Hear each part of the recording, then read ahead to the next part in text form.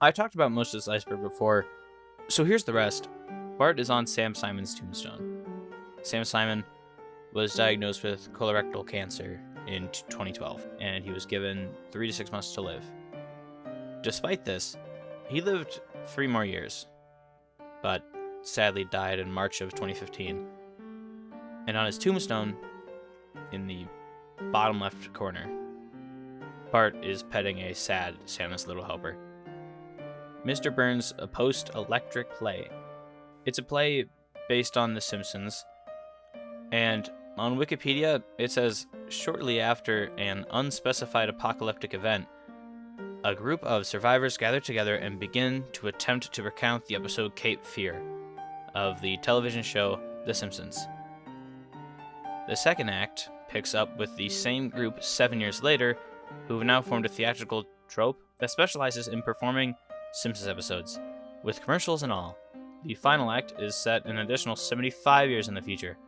The same episode of The Simpsons, now a familiar myth, has been reworked into a musical pageant, with the story, characters, and morals repurposed to fit the artistic and dramatic needs of a culture still reeling from the destruction of civilization and the near extinction of humanity decades later. Snowball 2 was an alien.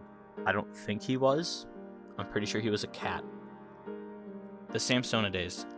The Samsonidays is a Georgian CGI cartoon that ran in 2009 to 2010 for one season, and the creator of the show said that he wanted to create a series inspired by The Simpsons. But it's not a copy. Yeah, okay. Homer is Radioactive Man. Reddit user Law Angel posted a theory in which, due to Homer working in a nuclear power plant and being around so much radioactive material and radiation, Bart has subconsciously been drawn to Radioactive Man through that connection. Homer on LA Law. In a Season 7 episode of LA Law, titled Lawless, Homer Simpson kind of makes an appearance. Character David Champion, played by Dan Castellaneta, was dressed up as Homer Simpson and was suing as he thought he was wrongfully fired from an amusement park for taking the head off of his costume. Swiss Uter. Uter is a German foreign exchange student, but in the German version of the show, he's from Switzerland. Anti-growth hormones. In the season 11 finale, Behind the Laughter, Lisa says, "To prolong the series, I was secretly given anti-growth hormones," which is what the name implies. It would stop her from growing. Behind the Laughter isn't canon, and was a spoof episode on Behind the Music, but this does give a reason for why they don't age. Klasky Shupo Test. Klasky Shupo, most well known for making Nicktoons like Rugrats, Oreo Monsters, and the Wild Thornberries, worked on the first few seasons of The Simpsons, and made the Tracy Ullman shorts. Originally, the pilot of the show, Some Enchanted Evening, its test animation came back so bad that over half of the episode had to be reshot, and it was moved to being the season finale. Homer, Krusty, and Who Shot Mr. Burns. So the original plan for Krusty was to be Homer in disguise, and Bart would not respect his dad, but he would respect this random clown. The season 6 episode, Homie the Clown, we actually got to see this as Homer attends Krusty's clown college after he puts on Krusty's makeup and hair, and then is a Krusty impersonator. There's about 3 key differences between their looks. Homer's missing the top tuft of hair. Homer's nose with the clown makeup on isn't a button nose like Krusty's is, it's just painted red. Homer's missing the wrinkles that are commonly around the bottom of Krusty's eyes. So, at the end of Who Shot Mr. Burns, Part 1, when everyone is gathered around the sundial, we see Krusty, but his nose is the Homer-style nose. He also doesn't have wrinkles under his eyes. Could just be an animation error. This could be Homer, who changed into his Krusty makeup so he could get away with shooting Mr. Burns, and nobody would blame him. Homer's exact weight. In Season 7's King-Size Homer, Homer wants to be able to work from home, so he gains weight to be over 300 pounds. But before doing any of this weight gaining, he steps on a scale, and it's revealed that he is 239 pounds. Dr. Marvin Monroe is still alive. In Season 7, it's revealed in the 138th episode Spectacular that Marvin Monroe had died within the past year of the show. There was even a hospital named after him called the Marvin Monroe Memorial Hospital. Then in Season 11, we see his tombstone in Alone Again, Natra Diddley. But 4 years later, in Season 15, he showed up at Marge's book signing. Flamin' Moe's was about Sam Simon and Matt Groening's relationship. Sam Simon was asked in an interview if the basic premise of Flamin' Moe's was inspired by his tumultuous relationship with Matt Groening, and he said, "That may be true." Ralph Viking debate. In the season 7 episode, Lisa the Vegetarian, Miss Hoover says to Ralph to go to sleep while the rest of the children learn. And Ralph says, "Oh boy, sleep, that's where I'm a Viking." Now that line sparked a huge debate of whether Ralph is a Viking in his dreams, like a literal Viking, or if he's using that as a metaphor for him being great at sleeping, like he conquered sleep like a Viking. I think he's a literal Viking in his dreams. MGO4 missing scene. MGO4 is the production code for the 4th Tracy Ullman short, Babysitting Maggie. Marge is going shopping and Bart and Lisa have to babysit Maggie, but when she leaves, Maggie finds a fork and sticks it into a nearby outlet and gets electrocuted, then smiles. This scene was cut from syndication because they feared that kids would get the idea and try to replicate Maggie. Ted Cruz Simpsons impressions. Ted Cruz has a few Simpsons impressions. Not to get political, but they all kind of sound the same. Frank Zappa grunting recordings.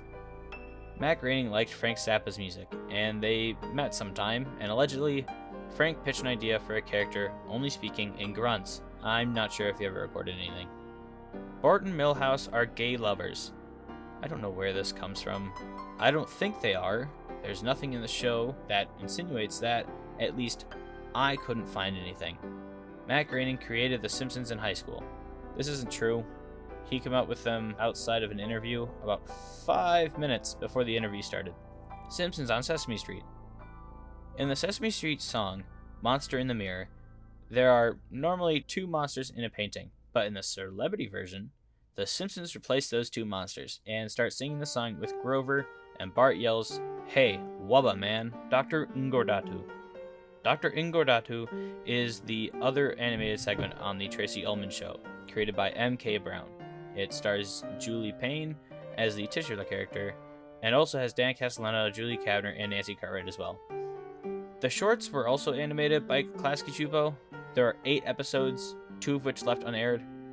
If I had to guess, I think it might have stopped due to the popularity of the Simpsons shorts. The Simpsons kids' spikes are flesh. This is the theory that the spikes on Bart, Lisa, and Maggie's heads are actually flesh and not hair. There are some cases for this to be true, like you'll see the skeleton in the show and you'll see the spikes.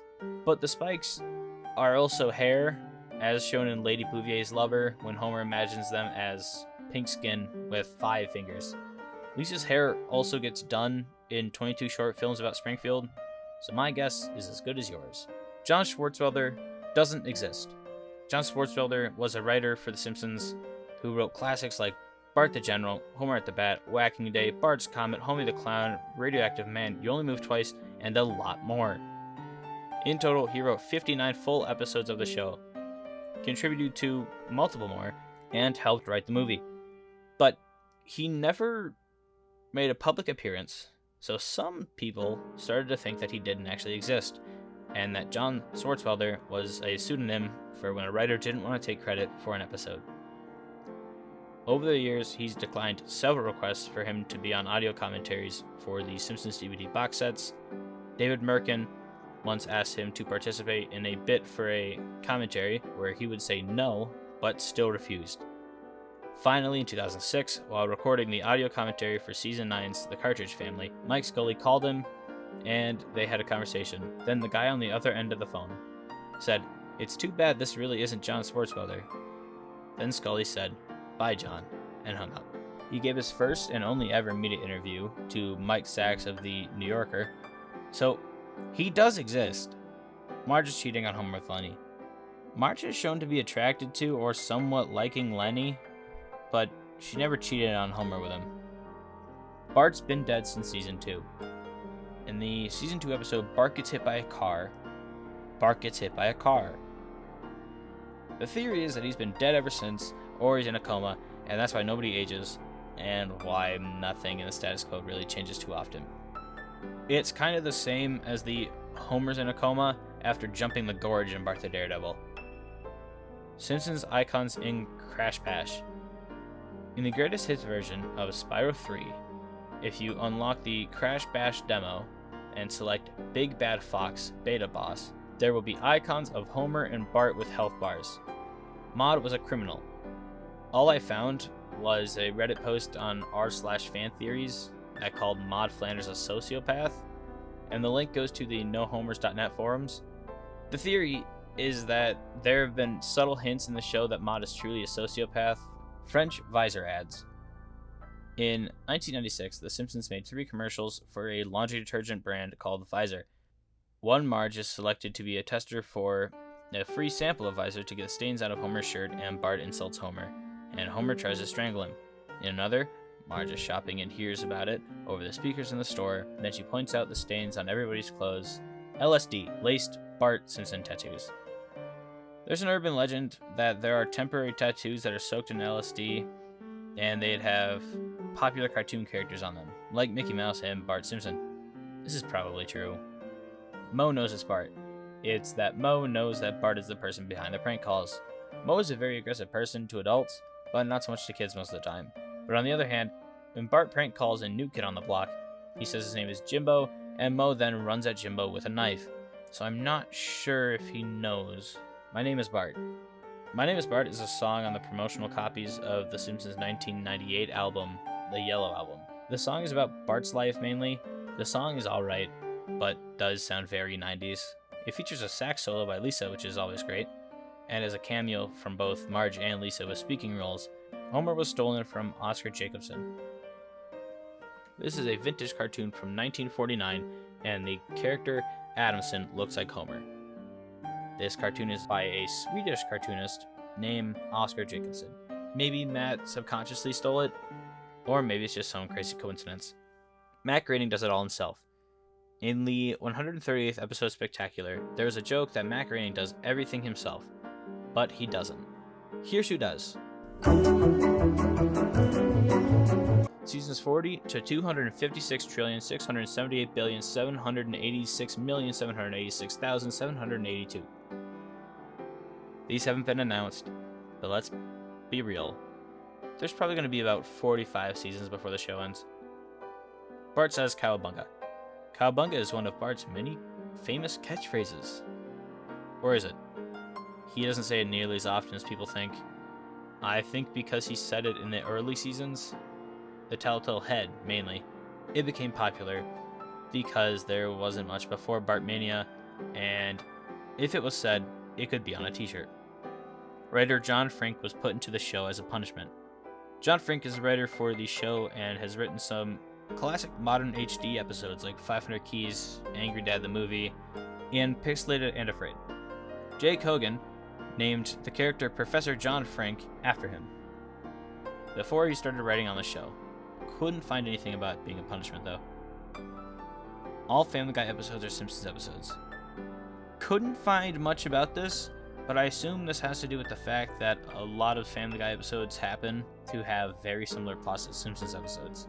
Homer's beard is actually his lips. Homer's beard kind of looks like his lips, but he has been known to shave, and you can see his lips without a beard, so no. Groening is a Freemason. This has to do with the fact that The Simpsons has predicted a lot of things like Trump, FaceTime, and Siegfried and Roy's tiger attack. The theory is that Matt Groening is a Freemason and that they run the world, so he's able to predict things that he knows are going to happen. But no. The Simpsons writers' room is full of very, very intelligent people, most of which went to Ivy League schools like Al Jean, Mike Reese, and Conan O'Brien, who all went to Harvard. There have been over 700 episodes, and with very smart people and that much airtime, a few things will happen that were on the show. Bart is trans. He isn't. And that's the end of The Simpsons Iceberg.